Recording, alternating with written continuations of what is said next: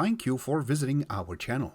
Today I came out to review and also quick unbox or second take on the D3 Plus, which just came from a company called Digibox. I have to mention that this is the YouTube friendly, so if you want to watch the full version, link's going to be available in the bottom of this video, and just follow along and I know you're going to like it. This box comes with 4GB of RAM and 64GB. Internal storage comes with OS 12, and on top of that, this will get you Wi-Fi 6. I do not want to forget, if you haven't subscribed to our channel, click the subscribe button. Make sure you share this with your friends and family. Make sure you click the notification icon, select all, in order to get notified once we have a new video out. On top of that, if you have a question, drop them at the bottom of the video. We love to help you out ASAP. And don't forget to click the like button. It really motivates us to make these type of videos quickly with a little more detail every time. In here are all the components that are part of the box. It comes with this user manual, which has everything that we're going to cover in this video. It does come with a HDMI cable. Now it does come with a power adapter, which is 5V 2 amps, created for Canada and United States. Now it also comes with a remote. This is how the remote looks. Yes, it does have a little mic button. That means is this remote is not only going to be IR, which shows right over here, but it's also going to be Bluetooth, so that way the voice search will work. When you open the back, it takes two AAA batteries, which is not included in the box, but you can see that all the main features are available. But this is for the box. There's a little part for the LED, which is going to blink. You have the menu button, you have settings, also navigation key with the OK in the middle. You can see the volume up and volume down, your mic button, your home button, return key, and delete button, numeric buttons in the bottom. You also have the mute button and also the static mouse, which is going to be in the bottom. Now, the big moment, which is the whole box itself, sitting inside of little plastic so it doesn't get scratched up. But this is how it looks. I really like that, how they made it shiny, and it is engraved, and it's not going to be printed on, which is it is printed, but it's mixed. This is how the box really looks. I really like this little design that they have done. Hasn't seen this in a little bit to be like this. I really like how this is done. Now you can see that it has two antennas, so it can help you out with your Wi-Fi, and they are really nice and ginormous. Going to the front part of it, you have a little LED, so that way when you turn it on, it shows the time, and also it has a little part for the IR sensor, and you can see the rest. Now going on one side of it, you have a TF card reader, 4 USB 2.0 ports. Going to the back, you have two antennas for the Wi-Fi, and then you also have an IR extender, which will really work if you're going to use your IR, except that it's just going to be there for decoration. And also you have the AV port, so you can connect it to older type of TV. And then you have the Ethernet port, you have the HDMI connection, you also have the SPDIF connection, or another word, it is optical audio connection, so you can connect it to your audio system. You have the power connection, which is 5V 2 amps, and there's nothing here. When you look on the top, their logo is really nicely written, but when you go to the bottom part, you have holes for ventilation. Not all of them are visible. You can see some of them are been blocked by the actual PCBA, in this case the motherboard. And then you have four little legs, so it can sit on the table properly so it doesn't move, and it does move a little bit, so it's not a lot. But once you go back in the bottom, you also have a sticker that will tell you who made it, where it's made from, also what's the model number on this, the voltage that the electricity do take with this, just in case if you ever misplace the power. And also you have the MAC address and serial number in the bottom, which mine is covered right now. Let's go ahead and connect this and see what's going to be involved on the TV. Now, to hook up the power for CEC purposes, we're going to connect the HDMI wire first, and then the power. And then you can see the blue light in the front. That means it is turning on. So once you turn it on for the very first time, this is the first logo you should see. And then it goes to a little animation. Now to pair it on the TV, make sure that your remote do have batteries, which mine already does, as it indicates there to press the OK button and also the volume down button. As usual, we will press those two right now. And there you go. Once it starts blinking, it should already connect you, which it did right there.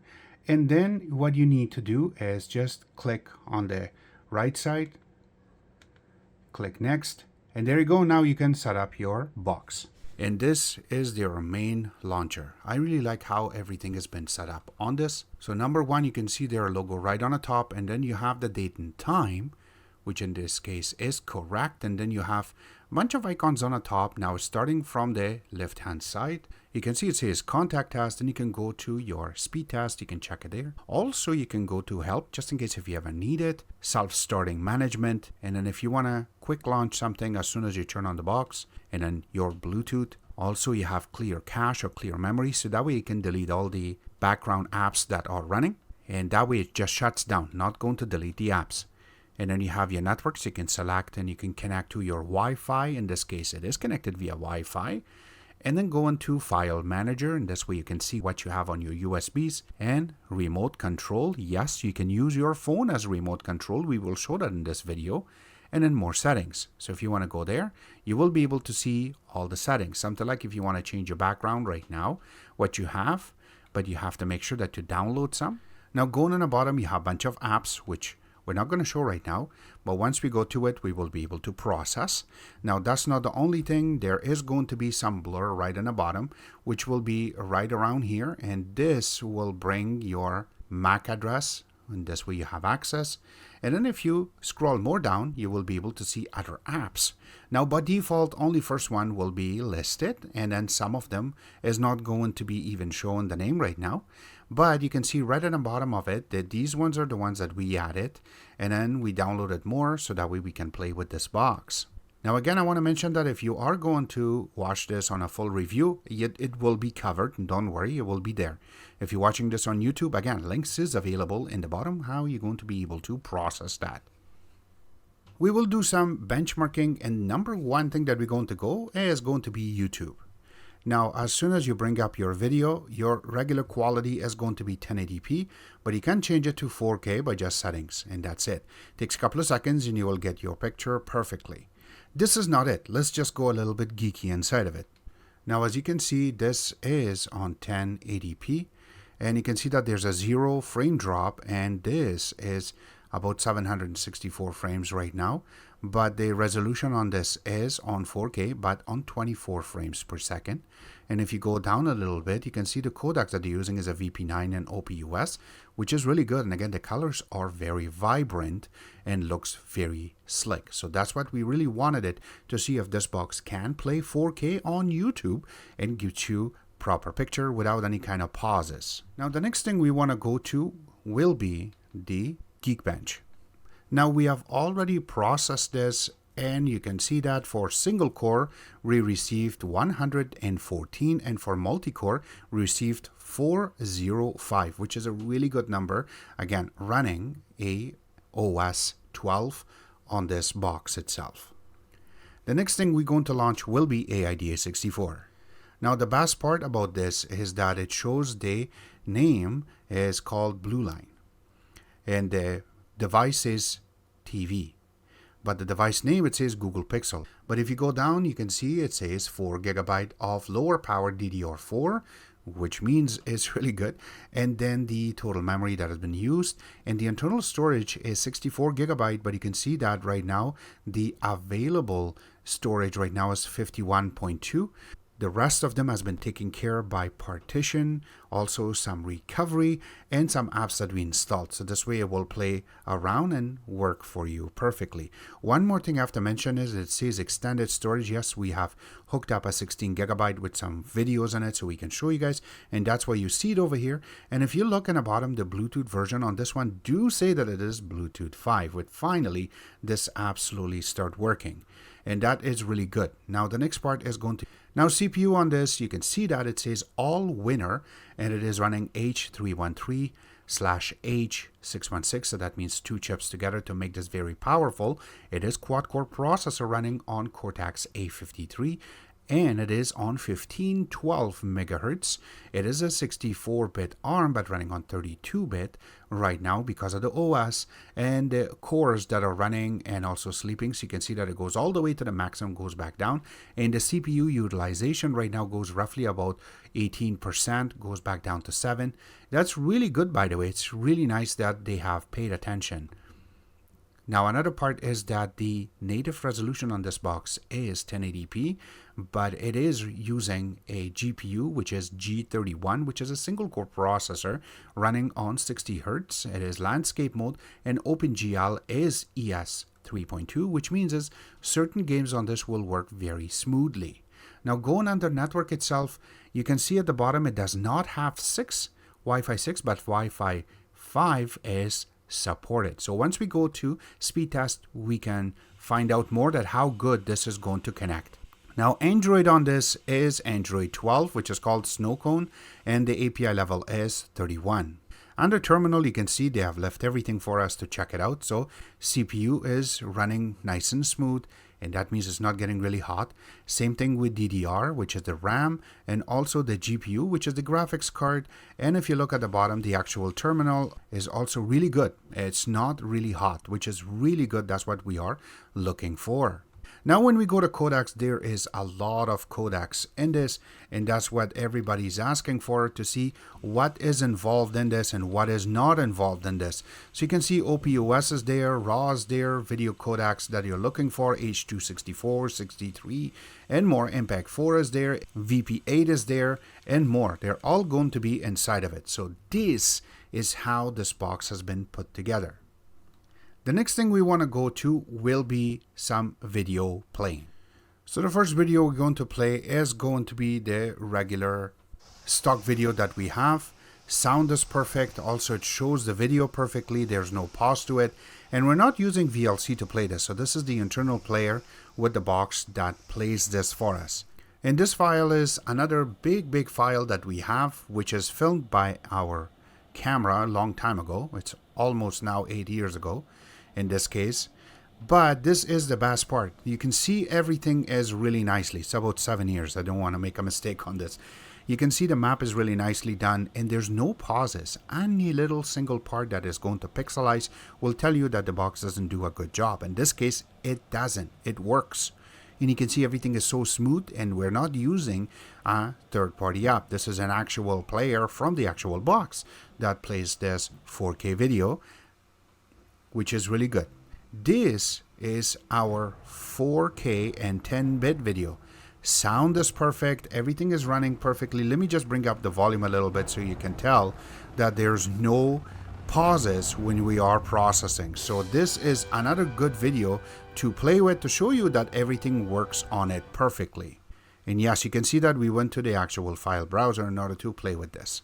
But we're using our USB. So here is a really cool thing.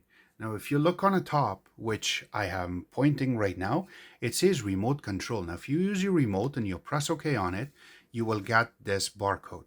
And if you have to scan it, it will tell you to download and install this app, which is called Digiplay. So once you load it, once you open it, it will look for the box. Now, I only have one, so if I have to select it, there you go. Now it's connecting. So it takes a couple of seconds, and then you can go ahead and either AirPlay, or you can also apps, and you can use the mouse. So you can select it, and automatically it just gives you a little pop-up for a few seconds, and then you will be able to play. So if I have to press back, it presses back, and you can see that I am able to come down and play with these apps very easily using my phone. So this way I do not have to really use the remote that came with it, and I can use my phone to play with this box. Now, for YouTube friendly, I have to mention that the apps that we're going to talk about now do require subscription.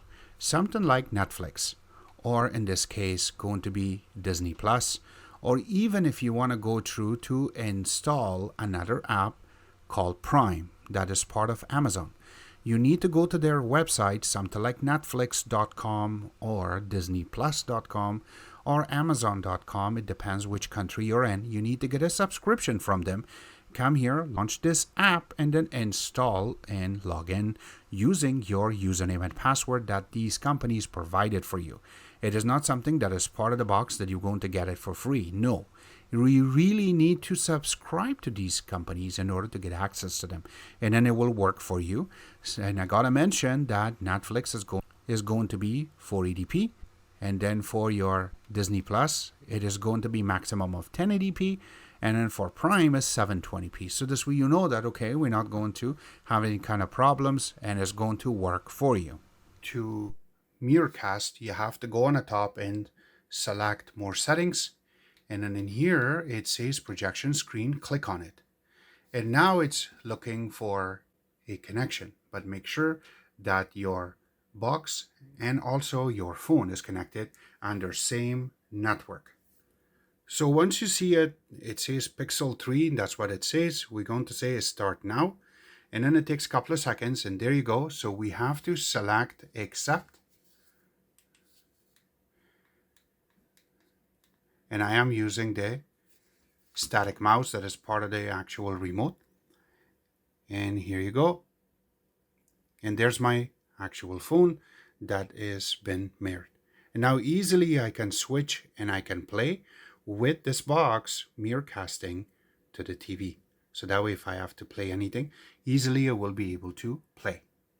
So the next thing we're going to launch will be the speed test. Now we have already processed it a bunch of times, so here you go. The first thing that we have done is using landline. Remember that this box is only coming with 10100 connection for the landline. Now when we click on it, you can see that my download was 93.4, which is a really good number by the way, because this is 10100, and our upload was a little bit low, which was 27.5. In this case, I only got 2.4 because that it was running, and you can see that it was keep going up and down right over here between 27.5 and 6, and it came down to number 2. But I have to mention that the idle time was not that bad, which is 24. I really like to see it a little bit lower than this. Now that was the first time. When we did it again, it went up a little bit, which is really good. So it's 94.2, and it stayed steady. It went down to almost like 91, but then went back to 94, which is a really good number when you look at it right over here. Now when we did the upload, 29.3, which is not that bad, but my idle time was one of my favorite because it's very low. When we went to Wi-Fi, remember that we're using Wi-Fi 6 these days. So when you go to it, this is my download, which is 114, which is a lot better because it is a 5G, so it should go a little bit higher. But it's just because of the rush hour time, and this internet is kind of shared even outside of the network because the way that ISPs are been provided in Canada. But here you go. So I got 114 for our download, and it was going a little bit up and down. Even over here it fell to 111, but went back to 114 and stayed steady. And you can see for the upload it went up a little bit to almost 40, then it dropped down to almost 18, and it started picking up to almost 26 and stayed there. But my idle time is not that bad. Now when for the last time when we tried, it dropped a little bit on the download, and you can see that it stayed on 111, and you can see the peaks and the drops all the way through. But when we try to do the update, the upload part, it is a little bit lower than what we were expecting, but my idle time is also not that bad. Now remember that every ISP has its own little tricks, and it depends where in part of country you are, something like in the United States, and how the ISPs are going to react towards these type of boxes and even your computer and phones. So there are different things that you need to figure out and find. There's a lot of things on the internet that I am sure that you're going to figure out and find. And this was our take on the speed test. All the links will be available in the bottom of this video, except that this was our take. I hope you guys like our video. If you do like it, click the like button, subscribe button on the top, comment in the bottom. Always remember to visit our own website, which is exitex.info. Like us on Facebook, follow us on Twitter, Instagram, and other social networking places, and thank you.